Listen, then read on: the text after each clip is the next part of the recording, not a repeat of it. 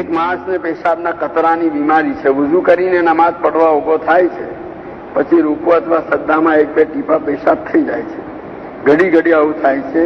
હવે એ માણસ નમાઝ કઈ રીતે પડે અને કુરાન પડવા બેસે છે તો પણ આવું થાય છે, તો કેવી રીતે કરવું? एक नमाज के वक्तों तक तो वो बार बार ऐसा करता ही रहे, यानी यही वुजू करके नमाज के लिए खड़ा हो, कतरा टपका, फिर जाकर के जो है कपड़ा पाक करके वुजू करके पढ़े. इस तरह पूरी नमाज का वक्त गुजर गया और वो नमाज फर्ज अदा कर सके इतना मौका उसको नहीं मिला. तो अब शरीयत की निगाहों में ये आदमी माजूर हो गया. माजूर.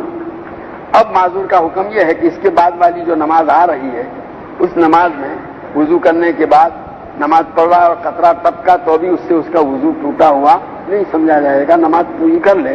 बल्कि ये नमाज का वक्त जहां तक रहेगा वहां तक ये उसका वुजू बाकी रहेगा. नया वक्त आएगा तो नया वुजू करे.